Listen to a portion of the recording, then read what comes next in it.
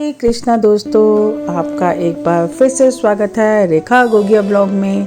आज हम बात करेंगे इस साल कब है अक्षय तृतीया और इसका शुभ मुहूर्त क्या है और धार्मिक महत्व क्या है और इस दिन आप क्या क्या उपाय कर सकते हैं, क्या क्या खरीद सकते हैं और अपने घर में जो आपके वास्तु दोष अगर है तो उसे कैसे दूर करें और क्या लेकर आएँ इस दिन और माँ लक्ष्मी और विष्णु जी का आशीर्वाद कैसे प्राप्त करेंगे।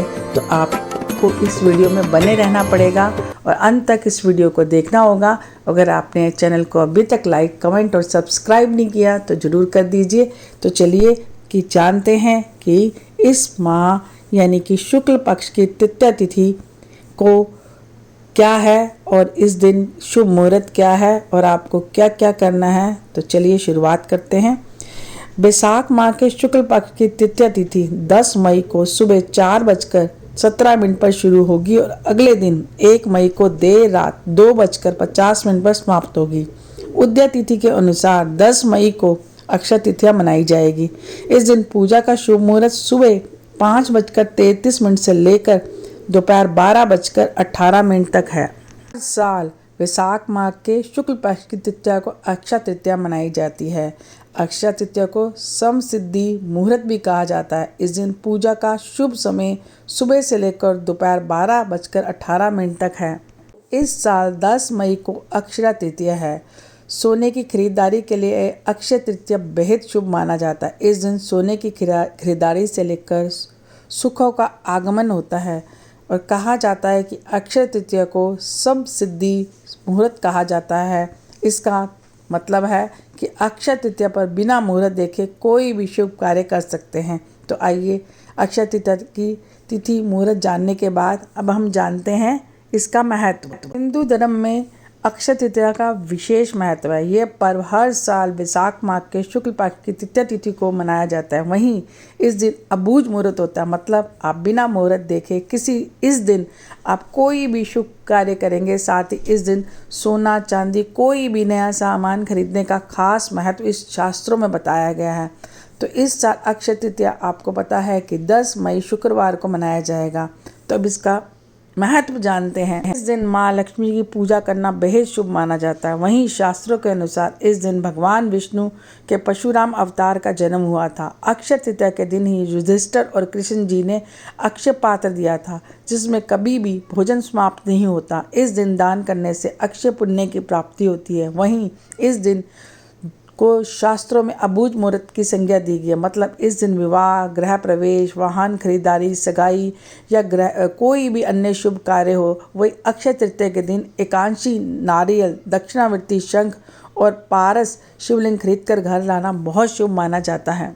हम जानते हैं अक्षय तृतीया के 7 सटीक उपाय जीवन के हर संकट से आपको बचाएंगे। अक्षय तृतीया के दिन माँ रेणुका के गर्भ में से विष्णु के अवतार भगवान परशुराम जी का जन्म हुआ था। चूँकि वे चिरंजीवी हैं, इसलिए इस तिथि को चिरंजीवी तिथि भी कहा जाता है कि अगर जो भी कार्य हम करेंगे वो हमेशा के लिए अक्षय हो जाएंगे, यानी कि कभी उनका फल खत्म नहीं होगा। अक्षय तृतीया के दिन सोने चांदी की चीज़ें खरीदी जाती हैं जिसमें बरकत आती है। अगर आप भी बरकत चाहते हैं, इस दिन सोने या चांदी के लक्ष्मी के चरण पादुका लाकर घर में रखें और इनकी नियमित पूजा करें, क्योंकि जहाँ लक्ष्मी के चरण पड़ते हैं वहाँ अभाव नहीं रहता।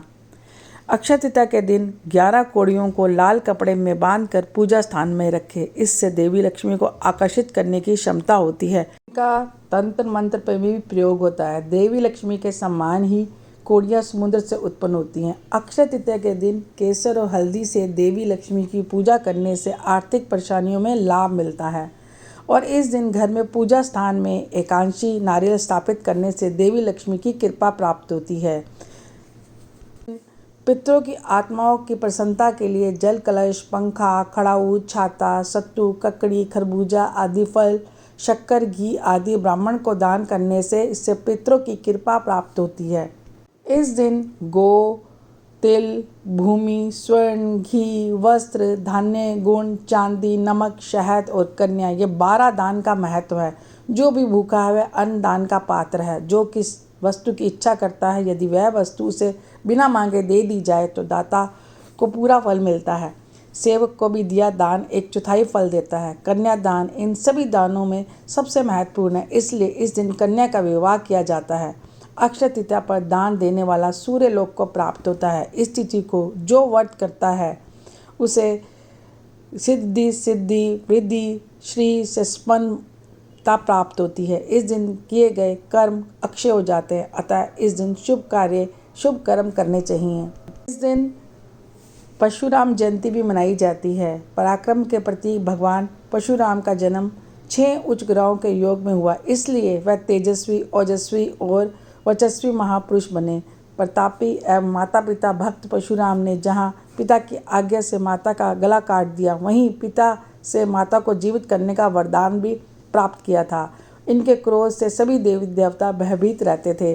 अक्षय तृतीया के दिन ही भगवान परशुराम ने धरती पर अवतार लिया था। वैसे तो कलयुग में दान करना सर्वश्रेष्ठ माना जाता है, लेकिन यदि अक्षय तृतीया पर वस्तुओं का दान करें तो इसका बहुत महत्व होता है। अक्षय तृतीया के दिन सूर्य व चंद्रमा अपनी राशियों में होते हैं, यही कारण है इस दिन अबूझ मुहूर्त होता है। ग्रहों के अनुसार आपको मैं बताती हूँ कि क्या क्या दान करना चाहिए। मंगल की शुभता के लिए, कर्ज से मुक्ति के लिए सत्तू, लाल चंदन, गुड़, लाल वस्त्र, ताम्रपत्र तथा फल फूल का दान मंदिर में दें। चंद्र की शुभता के लिए, मन की शांति के लिए चावल, घी, चीनी, मोती, शंख, कपूर का दान करें, यानी कि सफ़ेद चीज़ों का दान करें। सूर्य की शांति के लिए जौ का सत्तू, गेहूँ, मसूर, घी, गुड़, शहद, मूंगा आदि का दान करें। बुध की शुभता के लिए मूंग दाल, हरे फल तथा हरी सब्जियों का दान करें। और गुरु को प्रसन्न करने के लिए केले के पेड़ में हल्दी मिश्रित जल चढ़ाकर घी का दीपक जलाएं। केला, आम, पपीता दान करें। शुक्र की शांति के भगवानों को वस्त्र एवं श्रृंगार सामग्री दान दें। सत्तू, ककड़ी, खरबूजा, दूध, दही, मिश्री का दान करें। शनि और राहु को शांत करने के लिए एक नारियल को मोती में लपेटकर 7 बादाम के साथ दक्षिणी मुखी हनुमान मंदिर में चढ़ाएं।